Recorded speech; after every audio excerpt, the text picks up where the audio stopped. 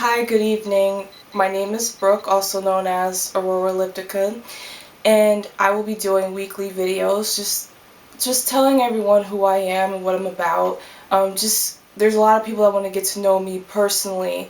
Besides the art and the animations and the modeling photos, like who am I really is what I'm going to talk about today. I'm going to talk about I'm trying to crunch this into 15 minutes for YouTube because I do not want to deal with After Effects trying to edit a bunch of takes. Not right now, maybe later, but try to wrap this up in like 15 minutes at least. But who am I? Who am I? What am I about? Well, pretty much an average girl. Um, I grew up in Orange, New Jersey. I had a really nice family in the beginning. When I was a kid, I was a little different because that's why I'm into spirituality now, because when I was a kid, I didn't feel so ordinary. I felt as far back as I can remember, and I'm just saying this from the heart. I've been a spiritual person ever since, but when I was a kid, I just had this deep feeling that I was not originally from Earth. Like my senses started to become aware of my surroundings, like I saw the sky, the grass, the sunlight. It didn't seem so familiar to me. Like this was a very unfamiliar setting. So when I was a kid, I was looking up at the sky, looking up at the stars, like wow, I just didn't, I felt like home was out there somewhere or in another dimension. I didn't feel like home was here. I felt like I was placed, like plopped here. And then when my senses started to realize where I was, I'm like, where the hell am I? I couldn't tell anyone that because I'm a kid and, people are like, oh, kids, but I really did not feel familiar to this planet. That's why in my adult life I'm so into looking into UFOs, aliens, dimensions. Most conspiracy theories, people think people are crazy or something's wrong with them. Like, you know what I think? I think there's something wrong with someone that gets up and goes to work every day, eat, sleep, watch TV, and go to work, and they do not ask questions like, why am I here? What is the purpose of life? Those are the people I think something's wrong with, because if you can't really see that, aren't you fucking tired? Like, haven't you just one day just sat down and was like, man, I went to school, I couldn't get no sleep, I had to work on a project, I'm tired. Is this what life's really about? Is getting up working until you fucking die, to reproduce and then die? I know it has to be something deeper to life, because when I was a kid, I was stronger. I had telepathy. I saw stuff in the future. I saw a lot of things. Those senses kind of dimmed down a little bit because I experienced a lot of depression, trauma. I really started to see the real world, what the world really was, like the dark side of life I experienced, and that kind of it kind of screwed up my senses and my abilities.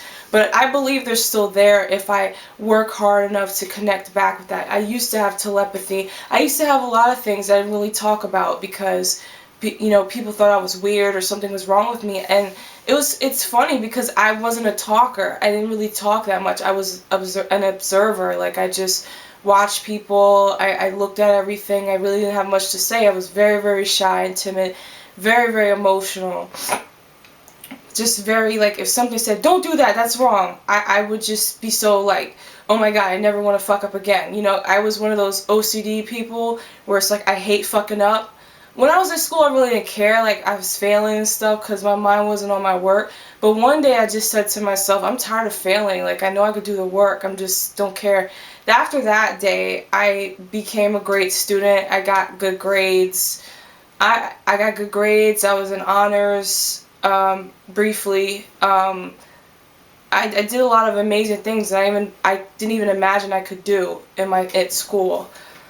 But I was a very timid and shy kid, but I really love space. I really love looking at the stars. I remember as far back as I can remember, I was watching this thing on MTV. Um, and I saw a picture of a gray alien. And I looked at the picture and something clicked in my head, like, why does this being, and I've never seen or heard of a gray alien in my life. When I saw that picture of that gray alien when I was a kid, I was like, something clicked in my head, like, wait, I swear I've seen this being from somewhere before. So ever since that moment, I did research and books, and I just couldn't talk. Like, was I abducted by aliens at one point in my life? Did I ever encounter a great alien? Even reptilians. Like, I had this weird connection to like reptiles and and these lizard beings and stuff. So I never really talked about these things with my family or my friends because, first of all, people already thought I was weird or something was wrong with me. But when I grew up as an adult, I'm not afraid to come out with these things because they're in my artwork, and this is how I feel. I feel that we are all connected to something deeper than just get up, go to work, pay your bills, come home, deal with your wife, bullshit, deal with your boyfriend's bullshit. It's just we're living life full of shit. Like, our lives are designed to just deal with shit. No, it has to be something more. It has to be something more than that, because I can't live thinking that this is what life is. You fuck, you eat, you sleep, you go to work, you come home, and you deal with the same shit every single day for eternity until you die. I can't live like that. I can't just say this is. I don't mind going to work. I don't mind doing what I love. I don't mind finding love. I don't mind these things, but there has to be more to life. So that's why I spent years and years and years researching these answers. Like, why am I so interested in connecting with my origins? People used to think I was weird because I was very quiet and observant, because I never ever felt like I fit in anywhere. I just didn't like Earth. I just didn't like how people are so fake. How people are so fake in this on this planet. And I know I'm wearing hair and some makeup and stuff. I'm not talking about, you want to change your appearance or whatever. I'm talking about fake. Like, your soul is fake. Your personality is fake. Everything about you is fake. You judge others. You make fun of other people. You put other people down to make yourself feel better. I've encountered so many terrible people. Family members, friends, friends, a lot of different people that when I was a child, I've encountered so many mixed energies. That's when I started to realize the dark side of life is people aren't what they seem. The fact that you don't even know who you're talking to when you go out the door. People put on so many different personas. You don't know what the truth is. I've been so obsessed with the truth. Like, who am I? Why am I here? What's my purpose? I can't seem to hold a job working a 9 to 5. I mean, I have to, but I'm sitting there thinking something's wrong with me in particular. Like, I can't hold a job. I don't like the job scene of going to work paycheck to paycheck. I don't like structure. I don't like the popular kids and all that stuff. I'm a certain way. And people are looking at me like something's wrong with me. Like, Brooke, something's wrong with you because you're an outcast. You decide to look like that. You decide to dress that way. That's why people make fun of you. You decide to be outside of the box. That's why people treat you the way they do. That's why people judge you. People judge you because you have no morals. You have no where's your restraints? Where's your why aren't you like everyone else? There's what society believes is right. And Brooke, you're on some other shit. So therefore, that's why people make fun of you. That's why people treat you as the way that they do, because you will literally won't just take the easy route and just do what you gotta do so that society can respect you. No, you have to go this way where people are gonna make you an outcast, make fun of you, treat you a certain way, because that's what you chose in your life to be. Okay? And that's what people say to me. It's like, well, you choose to look like that. You choose to put in all this, and your art is like this, and that's why people, and I'm like, but this is who I am. So if I can't be who I am, but I have to be something that society believes I should be, then what the fuck is the point of living? In my opinion, if I can't live being myself, at least at some point of the day, if I have to go to work and smile like, hi, my name is Brooke, and put on, if I have to do that to survive and work, fine, but at some point in the day, I have to be myself. And if I can't be myself ever, if you live your life with people telling you where to work, what job to take, what school to go to, what clothes to wear, what this and this and that, okay, where's your life? Where's your soul? Where are these things?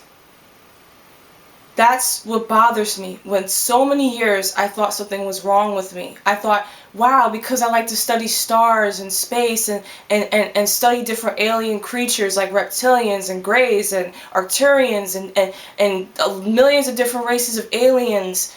The things that I see in my dreams are insane. I want to put it in my art, and I will put it in my art, and some of it is in my art currently as I'm talking about it. People think I'm weird. People think, oh, these are experiences I had as a kid. Like I did feel a connection to the gray alien, as if I've seen that being before I even came onto this earth. Okay, maybe I've been abducted, maybe I've seen them, I don't know, but it was something triggered in my head. So from that moment on, I knew that I had to do research to look into the truth of spirituality. And I felt awkward. I have a lot of problems in school because I don't think I was a left brain individual. Like I'm not saying I was stupid, but I was like looking at the sky and the stars and enjoying the warmth of the sun, and people were telling me this and this is this, so this and this is that. And I'm looking at taking tests. I'm not a good test taker. I did really well in school because over time I just told myself I really just got to get this left brain shit going, because if I don't, I'm not going to make it. So I got myself together with my left brain and said, I like to look at the stars and just bounce around and stuff, but sometimes I just got to cut all that off and do my work, because I have a job to do and I have to go to work. So once I started doing that and started learning how to put on a persona to survive, that's when I said, damn, I really hate this fucking world.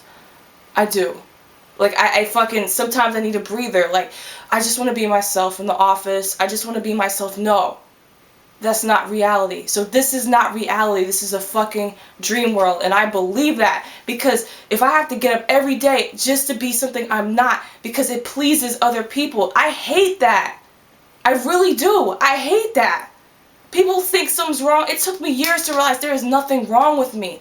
When I was a kid, I had the right idea of being myself. I like this music and it's cheesy to everyone else. Shit, I like Sonic Adventure.